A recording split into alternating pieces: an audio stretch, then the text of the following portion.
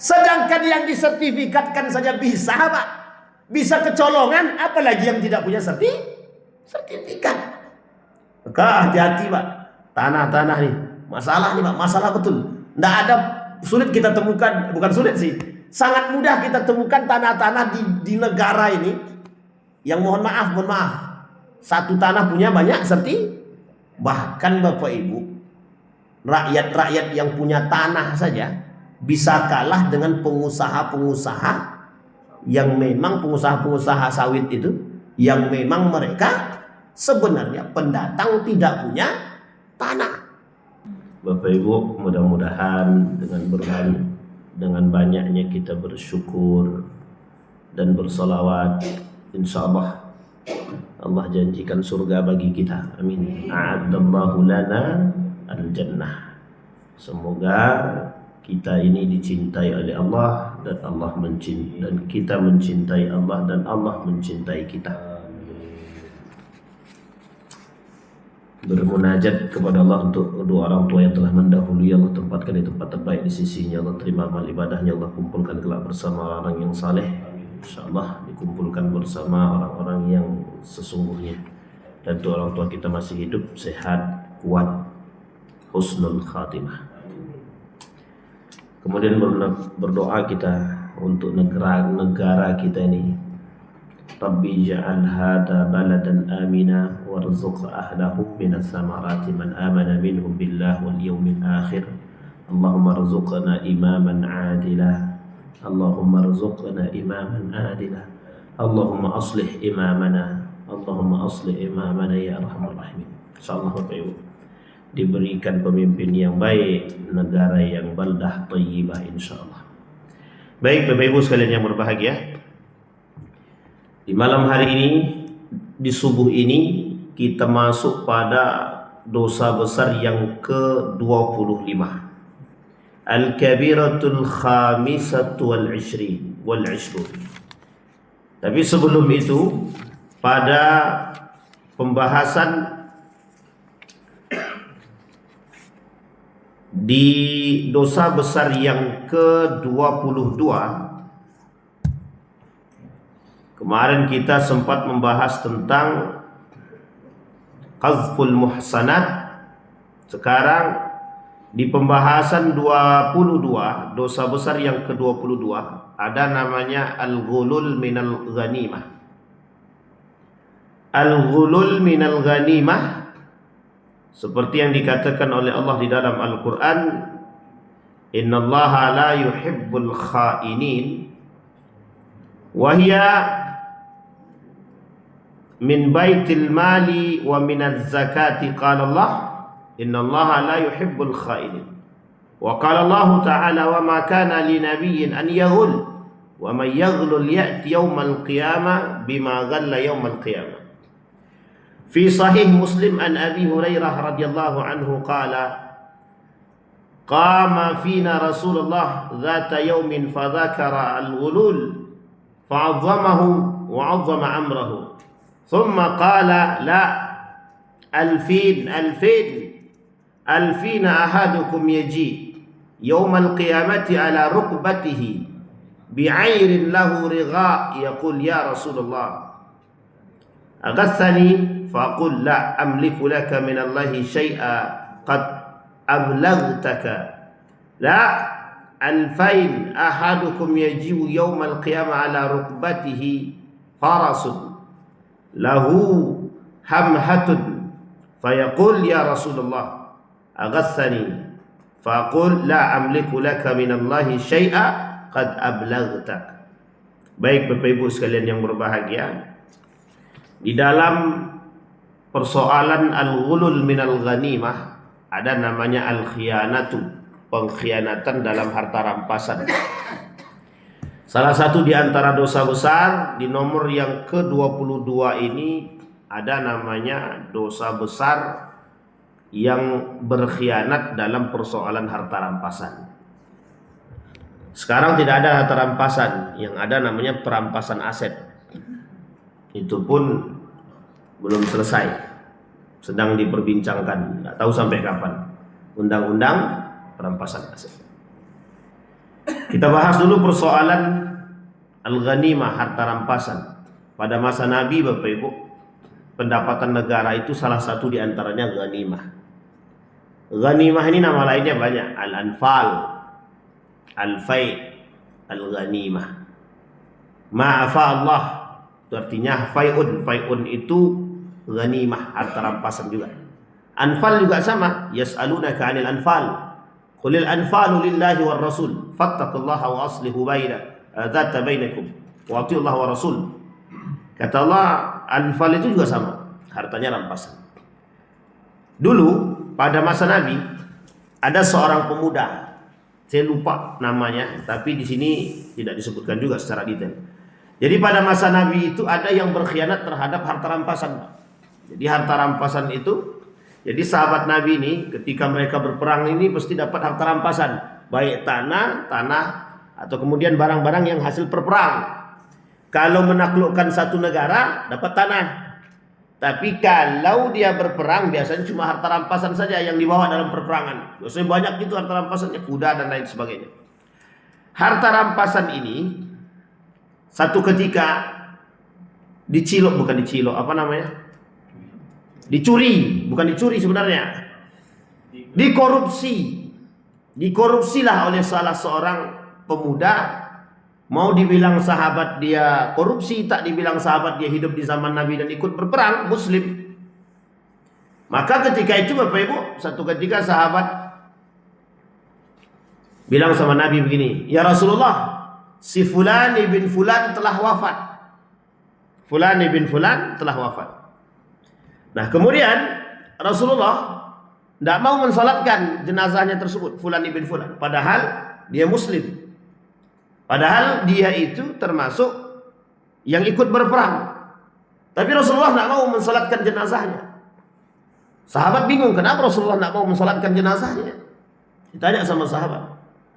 Ternyata si Fulan bin Fulan ini ketika Rasulullah menyampaikan pernah mengambil secara diam-diam atau korupsi baju besi daripada harta rampasan perang tersebut. Jadi Nabi tak mau mensalatkan. Bingung para sahabat, tapi Nabi tak melarang. Yang mau salatkan silahkan. Siapapun yang mau salatkan silahkan. Tapi Nabi tak mau mensalatkan.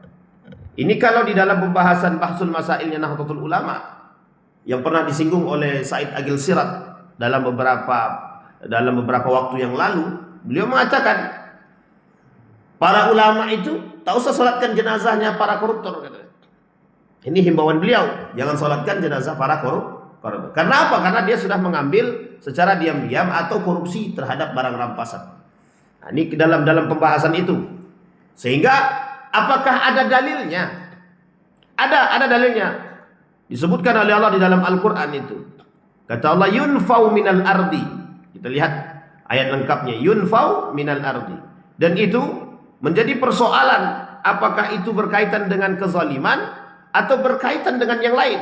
Kita lihat dalam surat Al-Maidah ayat 30 ayat 33. Apa kata Allah di dalam Al-Qur'an itu? Innama jazaa'ul ladzina yuharibuna. Nah, ini dia. Innama jazaa'ul ladzina yuharibuna Allah wa rasulahu wa yas'au fil ardi fasada an yuqattalu aw yusallabu. Nah, yuqattalu dulu, yusallabu dulu, aw tuqatta'u aydiyahum wa arjulahum min khilafin aw yunfau minal ardi dzalika lahum khizyun minad dunya fid dunya wa lahum fil akhirati adzabun azim. Innama, sesungguhnya, jazaa'ul ladzina, balasan bagi orang-orang yuharibunallah, yang mengajak berperangnya Allah, yang menentang Allah, yang memusuhi Allah, yang sengaja menentang Allah, melawan Allah, memerangi Allah, wa rasulahu, dan rasulnya, wa yas'au fil ardi, dan mereka berusaha di muka bumi, fasada, melakukan kezaliman, kerusakan, au yuqattalu, saling membunuh, au yusallamu, dan lain sebagainya, au tuqatta. Apa kata Allah? Silahkan orang-orang yang melakukan kerusakan ini bunuh dia, bunuh, atau disalib, disalib. Nanti di penjelasannya ada. Au tuqatta'u aydihum, potong tangan-tangan mereka itu. Wa arjulahum, kaki-kaki mereka itu. Min khilafin. Au yunfau minal ardi, atau buang saja. Jasadnya itu buang aja. Dzalika lahum khizyun fid dunya. Itulah jazanya bagi mereka yang cocok. Karena mereka telah melakukan kerusakan dan kezaliman di dunia. Walahum fil akhirati azabun azim. Dan bagi mereka azab yang sangat pedih. Azab yang besar di neraka. Nah, sekarang kita lihat tafsirnya. Tafsir Ibnu Katsir mengatakan, kata Ibnu Katsir, al-muharabah itu al-mudadah, al-mukhalafah, memerangi Allah, bertentangan dengan Allah. Wahya sadiqatu 'alal kufri, mereka terjebak dalam kekufuran. Wa 'ala qat'it tariq wa ikhafis sabil.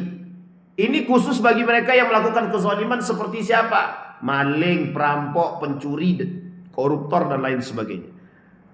Dan disebutkan wa kadzal ifsad, wa kadza al ifsad fil ardi yutlaq 'ala anwa'in minasyarr. Ini adalah macam-macam kerusakan yang terjadi. Hatta qala katsir minas salaf, sampai berkata para ulama-ulama salaf, minhum Sa'id, di antara mereka adalah Sa'id ibn al-Musayyab, inna qardat darahim wad dinar minal ifsad fil ardi. Sesungguhnya mengambil hak orang, mengambil dinar dan dirham itu adalah bagian daripada kerusakan di muka bumi. Wa qad qala Allah Ta'ala, wa idza tawalla sa'a fil ardi liyufsida fiha wa yuhlikal harta wan nasl wallahu la yuhibbul fasad. Dalam surat Al-Baqarah 205 kata Ibnu Katsir, orang-orang itu betul-betul melakukan kerusakan. Jadi orang yang ditulis oleh Allah di sisi Allah sebagai seorang yang perusak itu, mereka yang suka ngambil, korupsi, mereka yang suka maling, mereka yang sukanya qat'ut thariq, perampok. Nah, sekarang pertanyaannya, bagaimana penjelasan innama jazaa'ul ladzi, balasan bagi mereka? Nazalat hadhil ayah fi al-musyrikin, bagi orang-orang musyrik. Kata Syekh Hasan Al-Basri, Ikrimah, begitu juga Ikrimah dan Hasan Al-Basri mengatakan, ayat ini hanya turun pada orang-orang musyrikun. Orang musyrikun itu adalah orang-orang yang masuk ke dalam Islam, tapi mereka jadikan agama ini sebagai benteng saja atau tameng saja. Tapi mereka tetap melakukan kesyirikan kepada Allah. Tetapi dalam penjelasan yang lain, misalkan Wahb Az-Zuhaili mengatakan, kata Wahb Az-Zuhaili, pelaku-pelaku kejahatan tersebut yunfau minal ardi, dibuang jasadnya dari bumi. Kalau dibuang kira-kira perlu disolatkan enggak? Makanya kata Said Agil Sirat itu, tak usah disolatkan, buang aja jasad, jenazahnya itu, jasadnya itu. Nah, jadi setuju enggak Bapak Ibu kalau koruptor ini dibuang juga? Di sini setuju, di sana tidak. Bisa dipahami Bapak Ibu? Nah, maka kembali kepada masalah Nabi tadi, maka disebutlah ketika Nabi ada seorang di antara para yang dianggap sahabat itu mengambil harta rampasan itu secara diam-diam, mengkorupsi, tidak masuk dalam catatan. Jadi ini, jadi kan harusnya masuk dalam catatan administrasi di data tuh. Oh, kok enggak ada baju besinya? Rupanya dimaling, bukan dimaling, dikorupsi, diambil secara diam. Itu zaman dulu, ambilnya diam-diam Pak. Kalau sekarang terang-terangan, 74 karat jadi yang tadinya asli jadi 74 kilogram yang tadinya asli jadi palsu. Terlepas dari persoalan betul apa tidak, wallahu a'lam bishawab. Nah, kemudian ini berkaitan. Tadi kan ghanimah diambil secara diam-diam atau dirampas ataupun dikorupsi ataupun pokoknya diambil lah. Nah, berkaitan dengan perbuatan setelahnya, dosa besar setelahnya yang 23. Dosa besar yang ke-23 justru mengatakan maling, pencuri. Di dosa besar yang ke-24 justru nambah lagi, namanya perampok. Jadi masalah mengambil harta rampasan, kemudian dianggap mencuri juga, dianggap juga merampok. Nah, tapi ada bahasa lain, yaitu salah satu di antara perampok itu yang dianggap perampok oleh para ulama itu adalah, sebagian ulama mengatakan perampok mereka yang tidak mau bayar zakat. Orang yang tidak mau bayar zakat itu juga sama perampok Pak. Tapi kalau orang yang tidak mau bayar pajak, perampok apa tidak? Nah, itu lain sendiri pembahasannya itu Bapak Ibu. Baik, bisa dipahami Bapak Ibu ya. Nah, ayatnya sama, kecuali untuk sariqah tadi. As-sariqu was-sariqatu faqta'u aydiyahuma jazaa'un bima kasaba nakalam minallahi wallahu azizun hakim. Orang-orang yang suka maling nih, potong aja tangannya. Biar tahu dia hasil apa yang mereka lakukan, kata Allah. Nakalan, timbangan bagi mereka minallah, balasan dari Allah. Wallahu azizun hakim. Makanya Bapak Ibu, kenapa hukum Islam itu tidak mau diterapkan di beberapa tempat, karena mereka anggap itu hukum Islam itu agak kejam. Yuqattalu aw yusallabu yas'auna fil ardi fasada, yang memang berusaha di muka bumi ini untuk melakukan kerusakan. Makanya kalau kita bicara persoalan kerusakan, ya memang sekarang ini kita tengok memang isinya kerusakan saja memang mayoritas. Tetapi optimisme itu penting. Nah, kembali kepada poin tadi. Jadi pembahasan kita di 22, dosa besar 22, 23, 24 itu sama. Nanti ditutup dengan 25. Yang ke-25-nya itu adalah disebut dengan al-yamin al-ghamus, al-halaful kadhib, sumpah palsu. Nah, jadi ini berderetan nih Pak, berderetan. Ada orang sumpah memang tujuannya mau ngambil harta orang, ada juga banyak. Maka disebut digandeng.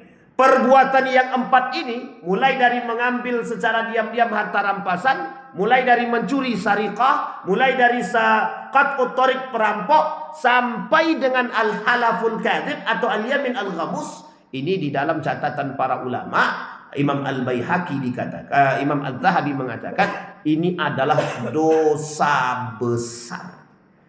Jadi Bapak Ibu, sampai ada yang mengatakan begini, kalau cuma malingnya 100.000, bebannya sama dengan 1 miliar, mending sekalian maling 1 miliar. Karena dosanya sama. Bisa dipahami Bapak Ibu ya.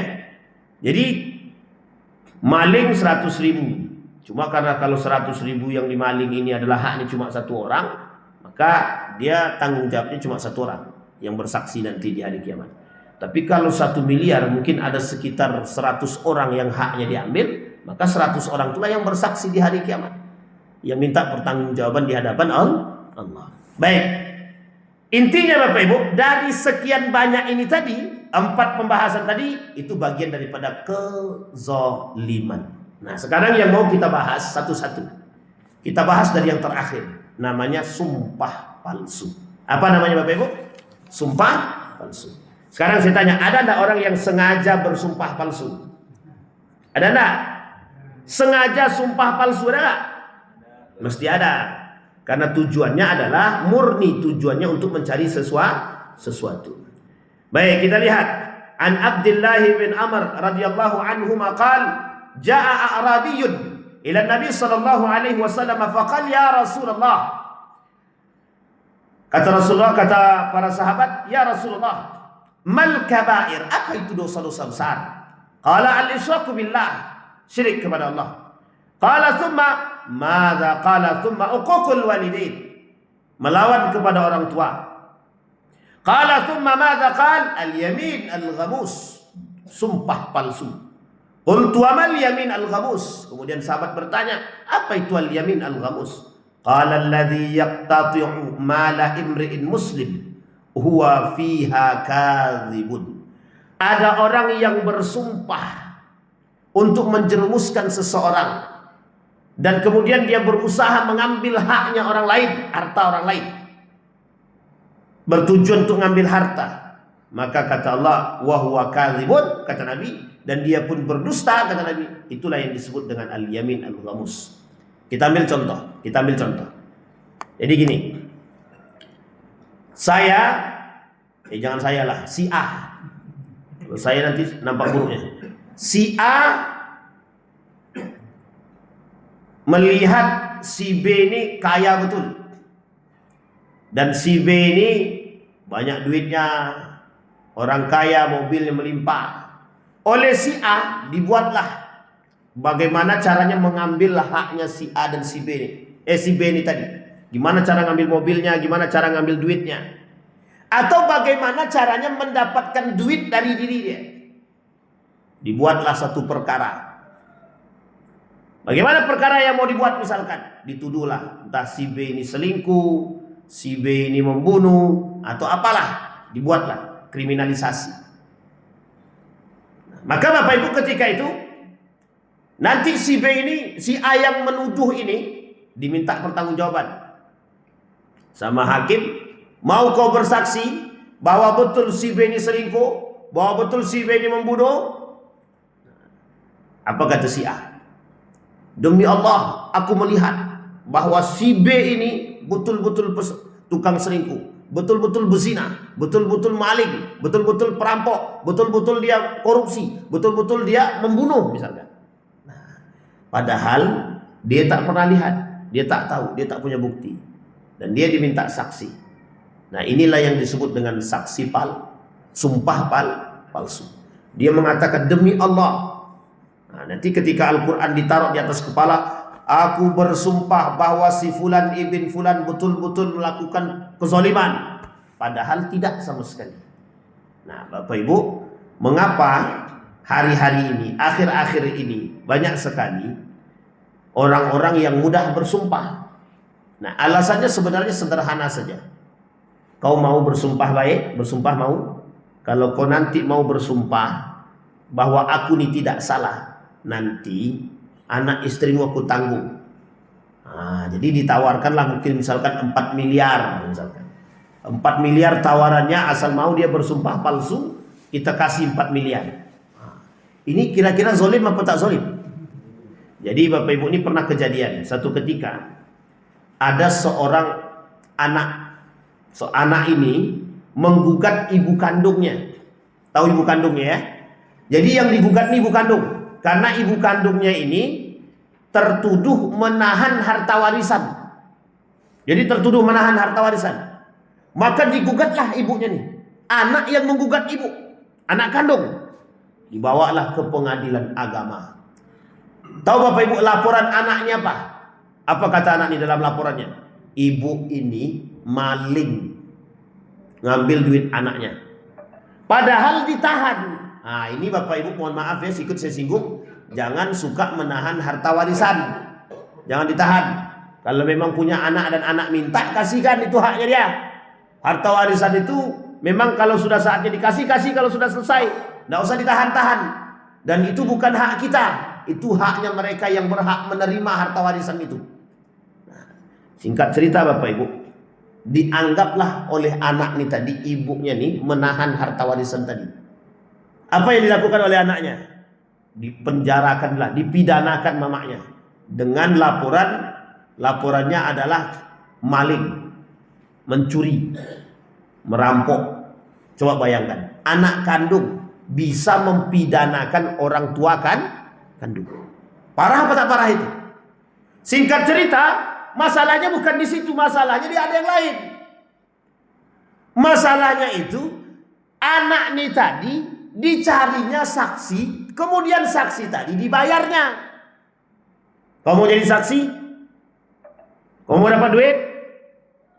Berapa? Nah, terjadilah tawar-menawar. Akhirnya diberilah Pak. Mau, boleh, siap. Disaksikanlah, dihadirkanlah 3 orang saksi. Datang 3 orang saksi dan 3 saksi ini dibayar. Akhirnya Bapak Ibu menanglah anak nih tadi. Harusnya persoalan waris itu bukan pidana, tapi perdata. Cuma karena masuk dalam laporannya itu adalah deliknya itu pencurian, maka dijadikan pidana. Durhaka enggak anaknya mempenjarakan ibu kandung itu kira-kira? Masalahnya bukan di situ, berani sampai-sampai anaknya ini bayar orang untuk orang ini jadi saksi palsu, sumpah Sebelum jadi saksi pasti bersumpah dulu. Dan sumpahnya sudah palsu, saksinya juga palsu, bersaksi palsu. Kan kacau juga. Jadi, nah sekarang ini mudah orang untuk cari duit itu. Mau jadi saksi, mau. Dikiranya enak jadi saksi itu. 500.000 yang Anda terima sekarang sebagai saksi atau sumpah palsu, Anda harus mengalami dosa yang begitu besar karena Anda telah menzolimi orang lain. Demi Allah, aku melihat dia berzina, padahal belum tentu dia berzina, tapi sudah berani bersumpah. Nah, ini Bapak Ibu yang tidak bisa yang menjadi persoalan. Maka kata Nabi, sumpah palsu namanya al-yamin al-ghamus atau al-halaful kadzib, bagian daripada kabair, dosa-dosa besar. Nah, poin penting dulu bagi kita kunci dulu. Kuncinya adalah jangan mudah-mudah bersumpah. Kalau mudah bersumpah, mesti mudah mudah mengingkari sumpah. Nah, baik, makanya Bapak Ibu, kita nih, saya jujur saja Bapak Ibu, termasuk orang yang agak khawatir dengan kondisi-kondisi ini. Kenapa kok orang mudah kali bersumpah dengan lisan mereka itu, tapi mereka tidak mau berhati-hati dengan sumpahnya. Apakah kau mau menjadi pegawai yang baik? Berani bersumpah, kan disumpah itu Pak. Siap. A'udzubillahi minasyaitonirrajim. Bismillahirrahmanirrahim. Aku bersumpah akan melakukan sebaik mungkin tugasku. Rupanya maling juga Pak. Jadi kadang-kadang kita nih sulit. Apakah orang-orang ini bersumpah lillahi ta'ala atau lid dunia? Nabi mengatakan dalam riwayat yang lain, dalam hadis yang lain, kata Nabi, ada 3 golongan yang Allah tidak mau melihat mereka, Allah tidak mau mensucikan mereka, Allah tak mau berbicara dengan mereka, bagi mereka azab yang sangat pedih dan mereka mendapatkan neraka dan dilaknat oleh Allah. Satu di antaranya seorang pemuda bersumpah, seorang pemuda bersumpah di waktu asar dalam tijarahnya, dalam perdagangannya, agar orang-orang mau datang membeli barang dagangannya. Pada aspek itu saja Allah melarang sumpah, apalagi dalam aspek yang lain. Maka Bapak Ibu, pernahkah terjadi sumpah pada masa Nabi? Pernah. Tapi karena orang yang mendengarkan sumpah ini beriman dan yang bersumpah ini juga beriman Bapak Ibu, maka kuncinya sumpah itu ditujukan untuk meyakinkan orang demi Allah. Tapi bukan untuk dipermainkan dan bukan untuk sering-sering sumpah. Dikit-dikit sumpah, dikit-dikit sumpah, dikit-dikit sumpah. Mesti banyak ingkarnya Pak. Mesti banyak ingkarnya. Sekarang kita lihat hadis baginda Nabi Muhammad SAW. Kata baginda Nabi Muhammad SAW, man halafa ala mali imri'in, barang siapa yang bersumpah atas harta seseorang. Ini pernah terjadi pada masa Umar bin Khattab. Ada 2 orang mengaku bahwa anak itu anak dia. Bukan anak, kambing itu kambing dia. Kambingnya 2. Jadi ada 2 orang mengaku ada 1 ekor kambing, dan kemudian karena dua-duanya tidak punya, soalnya yang satunya lagi tidak punya akte kelahiran kambing tadi. Yang satunya lagi juga tidak punya. Akhirnya kan bingung, ini kambing siapa? Nah, jadi banyak yang ngaku kambing ketika itu. Dihadapkanlah kepada Umar bin Khattab. Nah, dilakukanlah satu ketika itu namanya sumpah. Nah, bersumpahlah atas nama Allah. Karena pakainya sumpah dan ketakutan, orang-orang tidak berani Pak sumpah. Dulu orang tidak berani sumpah. Sumpah itu menakutkan Pak, demi Allah. Makanya Bapak Ibu kalau di Arab ya, kalau di Saudi Arabia nih, khusus bagi penjual-penjual pedagang-pedagang itu Pak, kalau Bapak meragukan mereka, Allah ini bohong aja kamu ini. Nah, dia bilang begini, demi Allah, tallahi billahi. Dia bilang begitu, apa yang kami jual ini benar, demi Allah, kami tidak bohong. Kalau dia sudah bicara begitu Bapak Ibu, dia sudah bicara sumpah begitu, maka percaya saja. Urusan dosa dia dengan Tuhan. Tapi biasanya orang-orang Arab itu takut dia dengan sumpah begitu Pak. Yang mukmin sejati ya, takut dia. Karena dari dulu begitu. Kecuali sumpahnya kafir Quraisy. Kalau orang kafir Quraisy itu sumpahnya sama Pak. Wallahi kata dia. Wallahi. Bayangkan saking mereka orang kafir Quraisy ini juga percaya dengan Allah. Cuma nggak percayanya dengan Rasulullah saja. Mereka juga bersumpah. Nah sekarang pertanyaannya, apa bedanya sumpahnya orang kafir Quraisy dengan sumpahnya orang Muslim? Harusnya Pak, orang kafir Quraisy itu takut dengan Allah. Kalau mereka bersumpah mengatakan, Pak mohon maaf ya, dalam tradisi mereka, kalau sudah mengatakan kafir Quraisy loh, orang kafir Quraisy nih, kalau mereka sudah mengatakan demi Allah, demi Latta wal Uzza kata mereka, itu mereka sudah bersumpah atas nama Tuhannya. Oh, itu berarti udah serius tuh Pak. Nah kita Udah bersumpah atas nama Tuhan, masih juga kita bisa bohong. Masih juga kita bisa dusta. Masih juga, demi Allah aku tidak korupsi, demi Allah aku tidak ngambil hak orang, padahal bukti jelas. Coba bayangkan. Bukti jelas pun masih bisa bersumpah demi Allah kalau itu bukan. Berarti kira-kira apa yang ada dalam diri mereka? Bisa dipahami Bapak Ibu ya? Jadi jangan mudah bersumpah. Dosa orang yang bersumpah ini, kita lihat Pak, bagaimana dosanya orang-orang yang suka bersumpah dusta ini, palsu. Orang yang suka bersumpah palsu, maka dia wajib membayar kafarat di dunia. Di dunia saja dia wajib bayar denda Pak, kafarat. Bagaimana di akhirat? Di akhirat kata Allah termasuk dalam kategori dosa besar. Pertanyaannya, apa neraka yang sudah dijanjikan? Ancaman pertama yang Allah janjikan bagi mereka yang mohon maaf melakukan sumpah palsu, Allah tidak mau melihat mereka. Terbayang tak sama Bapak Ibu, kita hidup nih mau bertemu dengan Allah saja. Kita hidup nih disuruh perintah ibadah. Nanti kalau mati bisa punya hak bertemu dengan Allah. Sementara Allah tak mau melihat kita. Masih mending kalau Allah tidak mau melihat. Ya tidak ada mendingnya Pak, mohon maaf, tidak ada mendingnya sih sebenarnya. Yang kedua, Allah tidak mau mengajak kita bicara. Kira-kira mau tidak Allah mendengarkan doa kita itu? Tidak mau Pak. Yang ketiga, Allah tidak mau mensucikan kita. Bagi mereka azab yang sangat pedih. Allah laknat mereka. Dan Allah masukkan mereka ke dalam neraka. Berapa ancaman Allah itu? 6 Pak. 6 ancaman Allah. Itu baru, mohon maaf, baru 6 Pak. Masih ada satu lagi. Kalau kategorinya adalah hak orang lain dan menzolimi orang lain, pahalanya dia dibagikan kepada orang yang kita zolimi. Dosanya orang yang kita zolimi diberikan kepada orang yang menzolimi. Yang tukang sumpah palsu tadi, pahala tukang sumpah palsu tadi diambil diberikan kepada orang yang disumpahi tadi. Dosanya orang yang disumpahi tadi diberikan kepada orang yang menyumpahi tadi, yang tukang sumpah palsu tadi. Maka disebutlah dengan muflis di hari kiamat. Apa namanya Bapak Ibu? Muflis. Tahu Bapak Ibu arti muflis itu apa? Bangkrut. Muflis itu bangkrut. Manil muflisul yaum. Siapa nanti orang yang di hari kiamat itu muflis, bangkrut? Itulah salah satunya. Orang yang suka bersumpah atau melakukan kezoliman terhadap orang lain.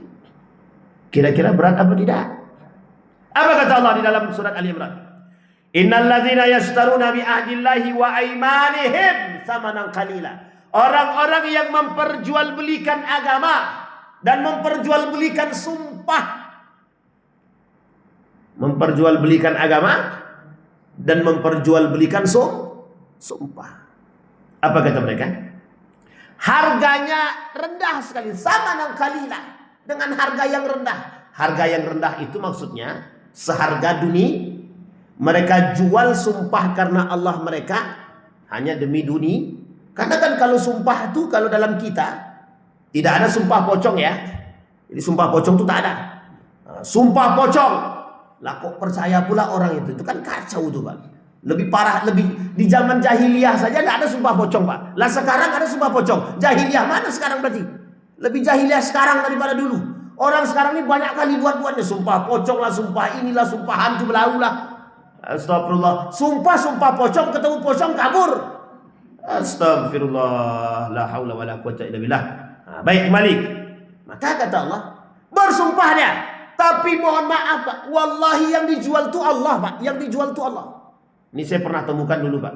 Makanya dalam hadis Nabi juga sama. Dalam 9 karakter, 9 golongan orang yang tidak diajak bicara sama Allah. Tadi itu ada 9 golongan. Satu di antaranya itu, ada orang yang bersumpah untuk melariskan. Ada orang bersumpah untuk melariskan jualan. Jadi sengaja dia pakai sumpah nih Pak untuk melariskan jualan.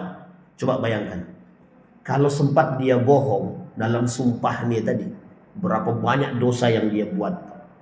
Banyak Pak dosa yang dia buat. Dan pernah terjadi, pernah Pak, saya pernah temukan. Wallahi barang ini bagus, tidak ada cacat. Setelah kita buka Pak, setelah dibuka ternyata ada sobeknya Pak. Dan dia tahu.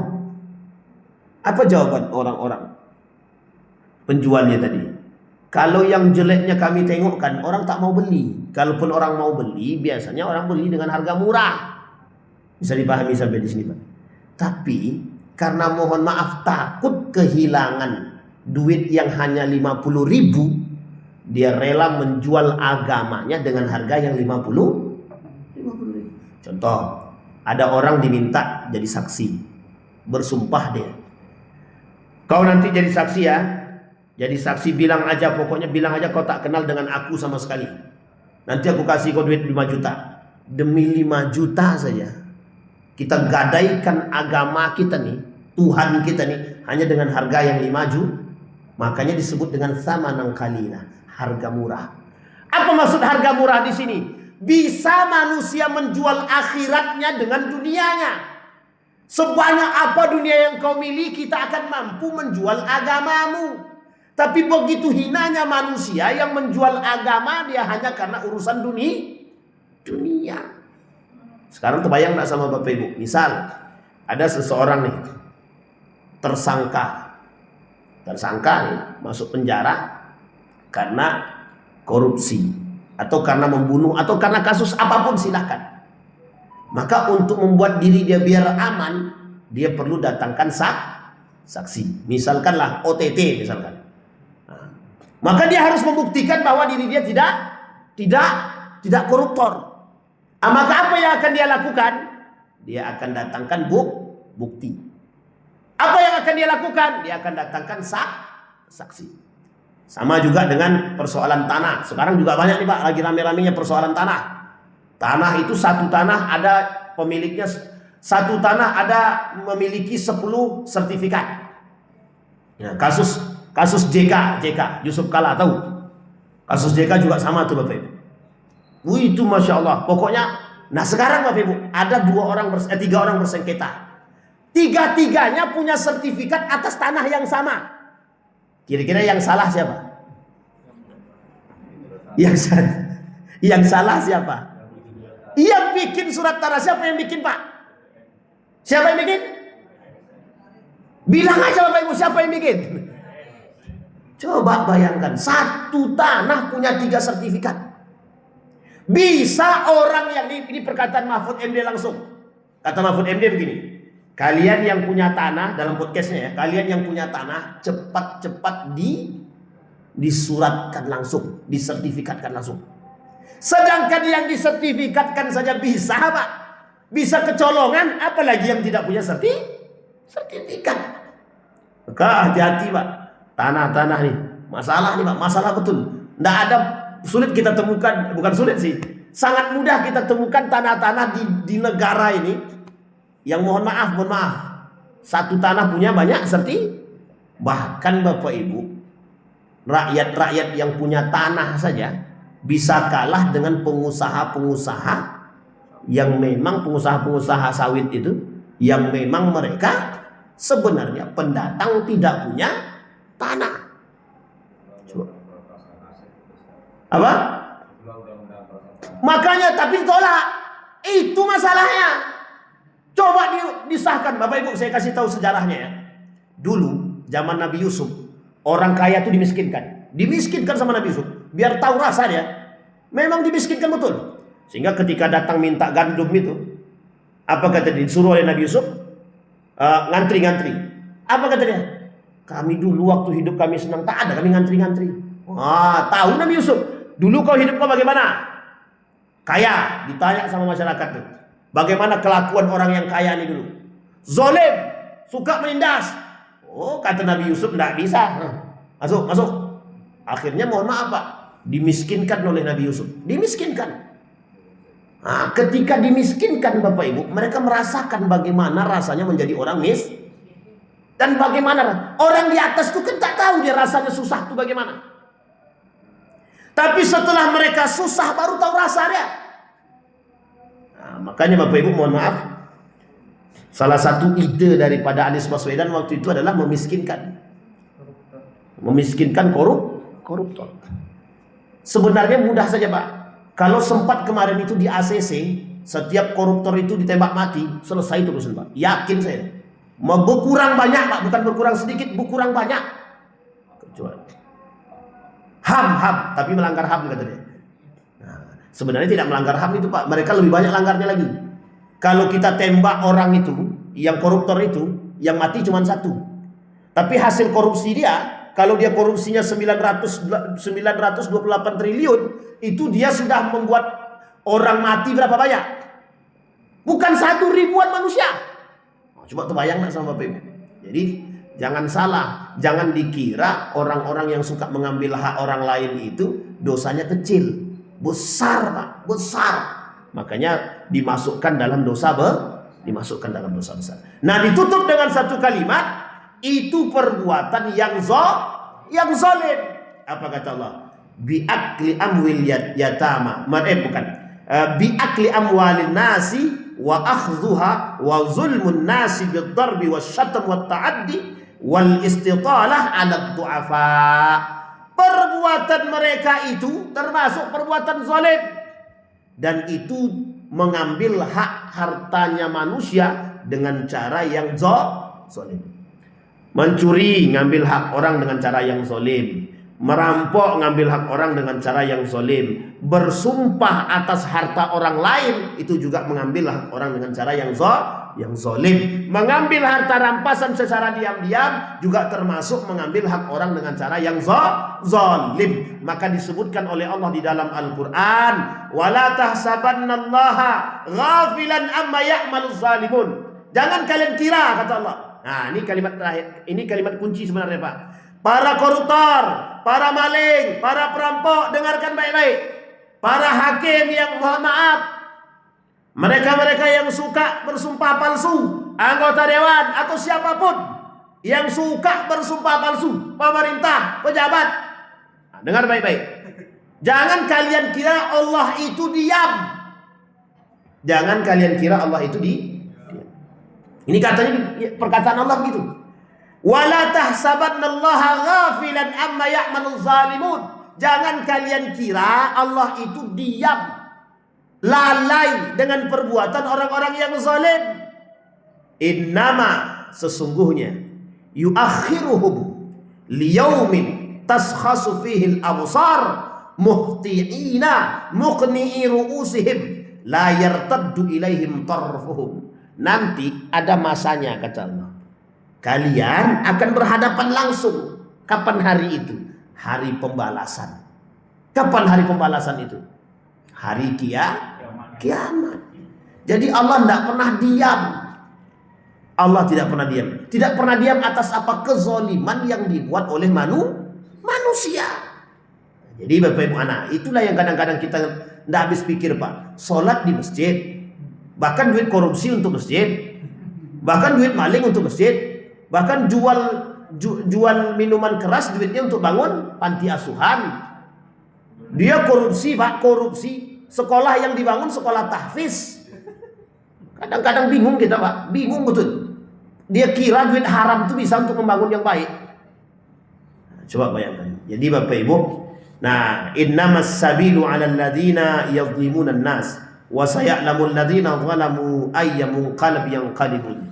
Jadi Bapak Ibu, neraka yang dijanjikan bagi mereka yang sudah melampaui batas kezalimannya, mereka dimasukkan ke dalam neraka jahanam. Bapak Ibu sekalian yang berbahagia, mudah-mudahan kita termasuk orang-orang yang diselamatkan oleh Allah. Jangan lupa Bapak Ibu, sering-sering mendoakan pemimpin, sering-sering mendoakan pejabat-pejabat itu biar cepat sadar dia. Tapi ingat ya, pejabat siapapun dia, bukan hanya pejabat saja, semua orang yang melakukan kezaliman itu didoakan. Ya Allah, semoga mereka sadar. Paling tidak saja datang dalam mimpinya, itu malaikat mungkar nangkir jadilah. Biar tahu betul dia azab itu bagaimana Pak. Jadi dapat aja, datang aja dalam mimpi itu. Dalam mimpi itu mimpi dia bertemu dengan malaikat, tapi malaikat tukang azab gitu. Nah itu insya Allah tobat itu Pak. Pernah kejadian kan kepada seorang yang pembunuh 99 nyawa dibunuh, Pak. Akhirnya mimpi buruk dia.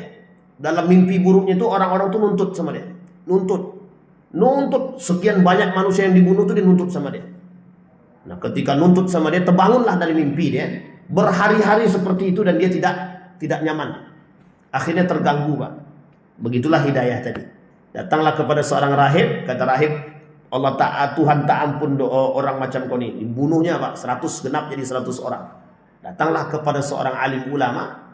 Maka ketika sampai kepada alim ulama, tidak ada satupun dosa yang tidak diampuni oleh Allah Subhanahu wa ta'ala. Bertobatlah dia.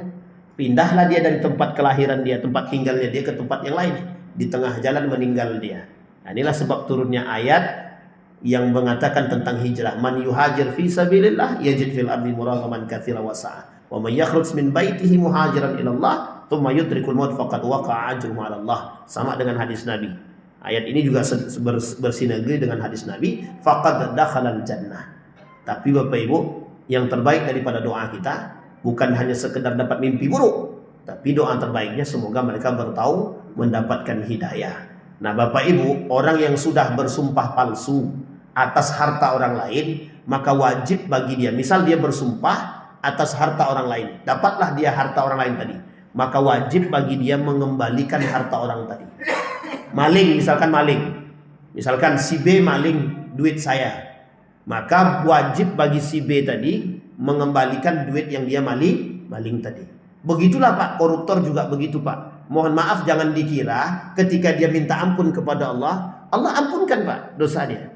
Allah ampunkan dosanya. Persoalannya, apakah yang 928 triliun itu tidak dikembalikan? Wajib dikembalikan, wajib. Setiap barang orang yang pernah kita ambil dengan cara yang batil, wajib kita kembalikan. Kecuali kita minta dihalalkan dari orang tersebut. Memang Bapak Ibu halal enggak yang triliunan yang dikorupsi oleh para koruptor itu? Bisa Bapak Ibu halalkan? Nah, bersaksilah nanti Bapak Ibu di hari kiamat atas perbuatan para koruptor tersebut. Jadi kita akan bersaksi Bapak Ibu. Bang Bembeng bersaksi, nanti dipanggil, Bambang maju, nanti bersaksi dia Pak. Baik Bapak Ibu sekalian yang berbahagia, sampai kita pada dosa besar yang ke-26, yaitu pada dosa besar kezoliman, dan dirangkum daripada perbuatan yang tadi kita sampaikan. Bapak Ibu, takutlah dengan kezoliman meskipun hanya sekecil apapun. Biasakan kita memberikan kebaikan dan bermanfaat bagi orang lain. Saya kira itu saja Bapak Ibu. Sampai kita pada dosa besar yang ke-26. Insya Allah, jika Allah izinkan, Allah kasih kita kesehatan, kekuatan, izinkan kita bertemu kembali, insya Allah kita lanjutkan pada dosa besar yang ke-27. Banyak juga nih Pak, 76. Kapan selesai pun kita nggak tahu nih. 76 soalnya. 76 dosa besar. Ini kita baru 27. Berarti butuh berapa lagi Pak? Butuh 2 tahun lagi untuk selesai. Itu pun tak selesai tak tidak. Masya Allah, mudah-mudahan Pak Allah mudahkan, mudah-mudahan Allah jadikan kita husnul khatimah dan istiqamah. Mudah-mudahan kita termasuk penghuni surga yang diridhai dan cintai Allah Subhanahu wa ta'ala.